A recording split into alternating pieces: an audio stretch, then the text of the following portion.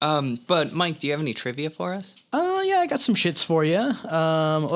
So a little bit more on the director and writer. Amy Heckerling also directed Clueless, National Lampoon's European Vacation, and a movie that we talked about recently, I think on Mike, maybe. Look Who's Talking, our favorite baby talking movie. I don't remember why that came up, but I don't remember talking about this. The best baby talking movie is Baby Genius. I mean, come on. Yeah. Well, I mean, Look Who's Talking was kind of the predecessor. So it was like the originator of that whole amazing genre. Yeah, exactly. Okay, but that's fair enough. I'll give you that. And as you mentioned, this is written by Cameron Crowe, who's the director of Jerry Maguire, Elizabethtown, Vanilla Sky, We Bought a Zoo, Almost Famous, Say Anything. I actually just He directed We Bought a Zoo. He directed We Bought a Zoo. That's one of his most illustrious films. Now, I will say I just got done watching all of his movies because I've been listening to the Blank Check podcast, you should, I guess, listen to that instead. But it was a struggle for me. I'm not gonna get Cameron Crowe's lawyers on me right now, but he fucking sucks. I hate his movies. There's a couple good ones. Do you hate him for the movies or for personal actions? I guess the movies. I hate him for boring me. And I mean, he's good with soundtracks, and he'll like have bands co-starring in or appearing in his movies. But other than that, fucking, I'll beat his ass, dude. That's the thing about, you talk about soundtrack, right? He actually has a band with 4 of his brothers, and they're called the Counting Crows. Oh yeah, it's Cameron Crowe, Christopher Crowe, and the Russell Crowe, and the racist crows from Dumbo or whatever. Song of the South, I think. A Song of the South, yeah. But yeah, so Cameron Crowe, Chief Sitting Crow, probably. He really made a name for himself after this, but he can probably fucking suck my dick. Because, yeah, I mean, Vanilla Sky was okay. Almost Famous had some redeeming stuff about it. But, yeah, I mean, putting My Morning Jacket in your movie will make me smile for 1 second, and then the script will just destroy me. So, yeah, fuck that guy. And on to trivia. So this movie was actually initially given an X rating because there was a scene where Mike Damone does a full frontal. It was supposed to show like the vulnerability of teenage lovemaking or something.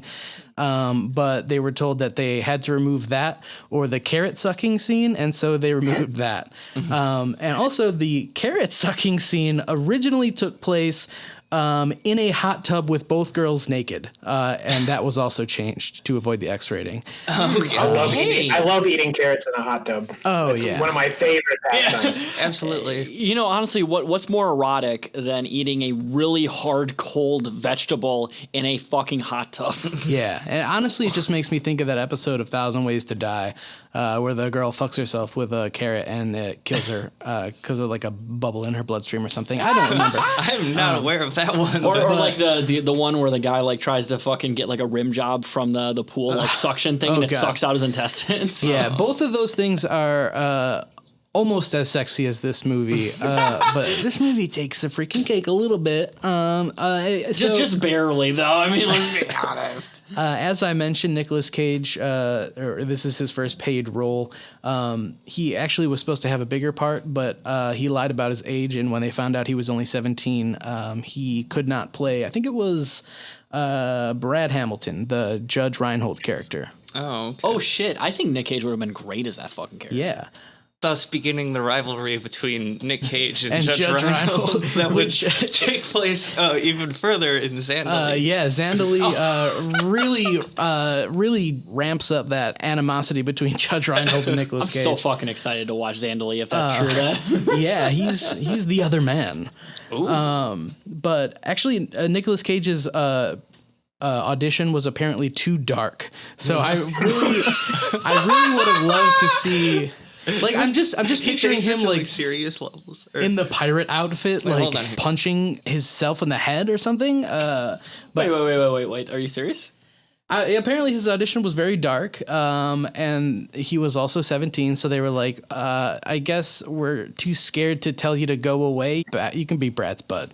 Well, and that's the thing. In his audition, he was wearing a hairpiece, and he was wearing a purple like jacket and like zebra pants, and he was humping a bed. Like that was the dark performance. They're like, that'll be good for another movie, but maybe not this one. And he also insinuated that he might have been mentally challenged in that dark scene. I was picturing if he's going dark for a high school movie, if like I don't know, he came out dressed like he was in The Cure and was like. He's for the audition, he's doing the jacking off in the bathroom scene, and he's like, "Why won't you fuck me?" So during the shooting of this film, Sean Penn got into character so hard that he would only be referred to as Spicoli, refused to be referred to as anything else. Because that role really required intense method acting. Yeah, that role that he. Honestly, being on the cover of this movie and how famous I know that he is from being in this movie, I was expecting him to be in more than like 5 minutes of it. But I guess we'll get to that. I cannot believe that. And also to get into character, he extinguished a cigarette in the palm of his hand in order to better understand the character. Oh my fucking God. So that's either pretentious or super genius. You know what's funny is that he actually did that to prep when he would do that to Madonna later on. Oh yeah, I was just gonna say, like, I think that was less prep for the character and more like prep for his future abusive marriage. Yeah, like for a his domestic violence, psychopath. borderline attempted homicide incident with Madonna. So, not really a laid back stoner kind of thing, because I mean, last thing you want to do is burn your hand when you're freaking trying to sync up Dark Side of the Moon to Wizard of Oz. What the fuck? So Leonardo DiCaprio from Django Unchained wish he was as edgy as Sean Penn was. Oh yeah, when he smashed his hand. Yeah. Smashed his hand with the glass. Also, I heard that his role in Django Unchained didn't have any N-words in the script. He added that all himself. Oh shit, really? Yeah. Damn, he was playing a lot of video games at that point. He just kept losing. What I got here? The mall scenes were shot at a mall after it closed. So because of labor laws, the children who were like buying the tickets from Damone had a 10-minute window to shoot their scene because of the time of day. And I guess that probably would have applied to Nicolas Cage too, because he was technically underage. So my question is, they do 10 minutes because that's how long it takes to fully molest a child, because Hollywood producers love doing that. They probably started that before the mall closed. Hey kid, get over here. We're going to abandon the mall. We got legally 10 minutes to molest you. The 10 minutes was just for them to shoot, and then the rest of they actually were on set for 6 hours. The rest of that was the molesting part. Yeah, It's really 10 minutes for the kids to shoot, and then all the time after that for the director to shoot. It was funny, before they refurbished that closed mall, the only thing that was in there was a solitary fake leather couch in the middle of the mall. Just one leather couch. God. I only got a couple more here. This film has 3 actors who later won Best Actor: Sean Penn, Forrest Whitaker, and Nicolas Cage. Yeah, girl. And the screenwriter Black Crow went on to also win an Oscar. Spicoli's dream sequence was added to the movie after the fact because they really liked Sean Penn, and as I said, is not in any of the movie at all. That makes sense because it didn't make any sense.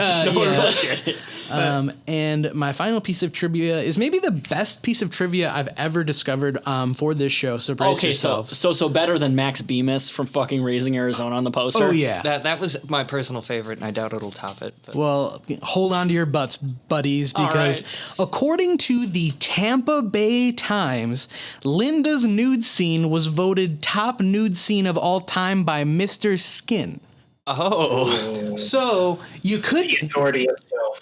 If Mr. Skin wasn't enough of an authority, the Tampa Bay Times is the one quoted for making the... I mean, I'm sure... What the fuck was that reported on in a newspaper? Yeah. Who the fuck runs this newspaper?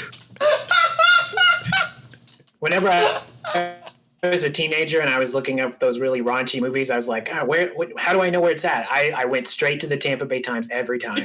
Tampa Bay Times. That's I could never remember the link for Mr. Skin, so I'd have to go to the Tampa Bay Times website and then click on it. You know, it's always funny is that whenever I wanted to find some really choice nude scenes, I literally drove all the way down to Tampa Bay so I could get the newspaper, then immediately drive back to Green Bay and read get it shipped to you.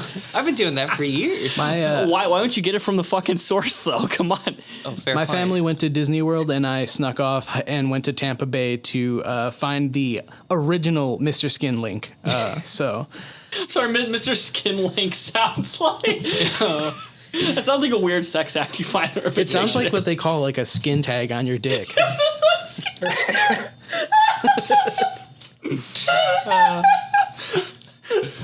It's like a Jimmy Dean sausage link, but it's a Mr. Skin it's got a bubble on it. sausage link. Yeah. So, good movie. Great movie. Loved it. Is that all the trivia you have? Yeah. I think there's one thing that I saw in my research that you didn't mention, which was that Cameron Crowe apparently wrote this movie after going undercover as a high schooler at the age of 26 in a high school. Why would Cameron Crowe go undercover in a high school, especially knowing he wrote this movie? I wonder why that might be. He went undercover at a high school, and they were reasonably nervous when he asked to do that. And then Cameron Crowe got his start as a writer for Rolling Stone. Okay. And when he proposed the idea to the principal or whatever of the school that he was going to molest all these kids. He was like, I met all these cool bands, and I can't remember what band it was exactly that he mentioned, but he met some band that the guy at the school liked, and so they allowed him to go undercover. What was it? Lost Prophets? Is it the band? It was he really liked the Bill Cosby comedy album Lick on My Puddin' Pop. And you know, that's the thing you might not know too, is that Cameron Crowe went undercover. He had a blonde mustache and kind of like a blonde bowl cut. And every time they would ask, "What's your favorite thing about high school girls?" is that I get older and they stay the same age. Yeah, and basically, he loves kids.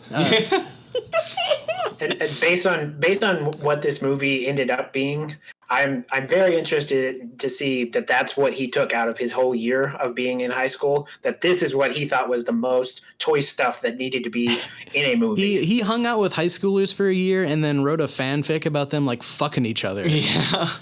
And a little fucking creepy. Now More that I than a think little. about it, and not to get too into it, but there's a scene where one of the characters who's in high school has sex with a 26-year-old man who is for sure the Cameron Crowe surrogate of the movie, right? Fucking absolutely. Because, I looked it up, and I think he was, 26 at the time of this. Oh my fucking god! Or maybe the numbers are, blaring. All right, let's disappearing not in my spoil it head. too much. Let's get into the fucking plot, because we have to talk about that whole thing in depth when we get to that point.